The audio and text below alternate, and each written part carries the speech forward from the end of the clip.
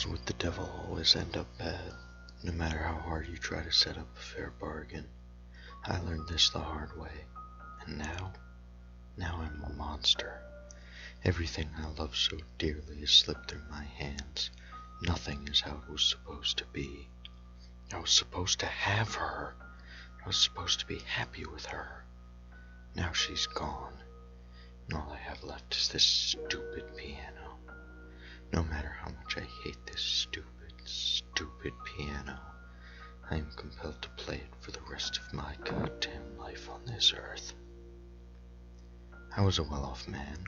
I had some money, a nice house, and a nice car also had charm.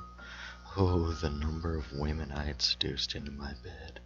I could have any woman in the world, but I had my sights set on her, Alice. She was such a beautiful woman, her rich brown locks flowing down in curls, and those amber eyes. I cannot describe her beauty with mere words, though I was not her type of man. I swung from girl to girl, while she preferred to stay in a steady relationship. I loved a life of luxury, but yet she was content with living in a small urban apartment. I loved club music, while she loved the sound of a classic piano. She didn't know of my existence, and that drew me to her. She was something I could not have, and so I wanted her badly. I decided the best way to get her attention was to learn how to play the piano. I know most people would have just tried talking to her or something, but that just didn't seem right to me. I wanted her to admire me, idolize me, so I tried, but I ultimately failed. Apparently, I don't have the hands of a pianist. I had no musical talent at all. I decided to talk to my friends about this. Of course, they laughed at me, telling me I was stupid for trying, but I really wanted her, and the only way I could ever get her was if I knew how to play that damn piano.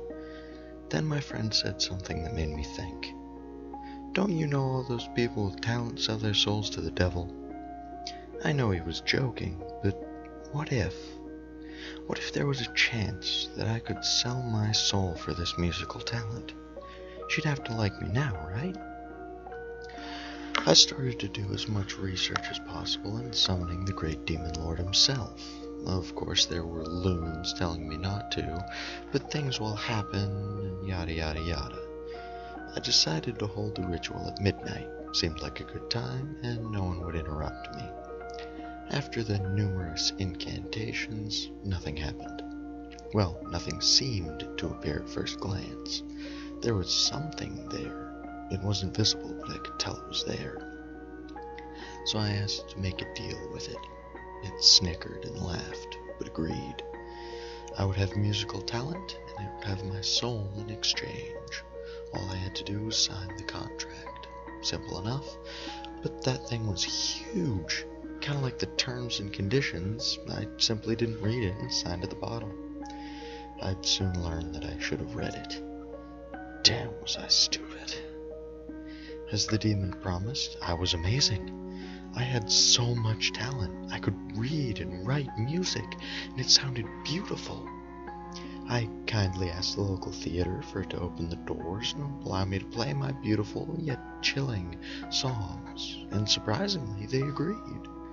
I remember I was so nervous on the night of my performance. Would she even be there? I couldn't see her in the crowd. Of course she wouldn't be there. I was an amateur. I played for hours and hours, but to me it only seemed like a few minutes. I have to admit, it thrilled me to the bones. As I finished, I simply stood up and bowed to the audience. But there was silence. Cold silence. Was what I played not good enough? A sudden clap brought me back to reality. I looked up and I saw her. She was the one clapping, and soon others started to join her. We had a little after party, and she came up and began talking to me, telling me how much she admired and enjoyed my performance. After that, we kept in touch and talked almost every day. But as we kept talking, her voice I could hear her getting weaker and weaker by the days. Then stories kept coming up that people started dropping like flies. People that went to watch me play. This kept happening and I couldn't do anything about it. I hoped desperately that what was happening to Alice wasn't my fault, that it wasn't what happened to the others, but alas, the poor girl died in her sleep. Doctors didn't find anything wrong with her, and they're not sure about the cause. They simply said she just fell asleep and didn't wake up.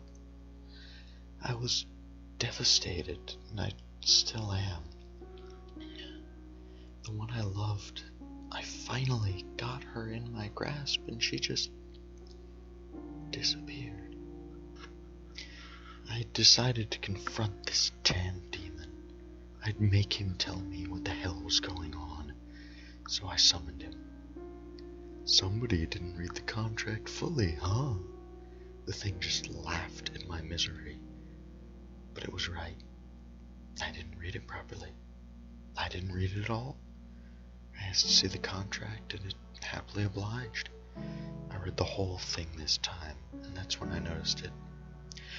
I hereby give the client amazing musical talent, but the music that he creates will bring misfortune to all those who listen, including death.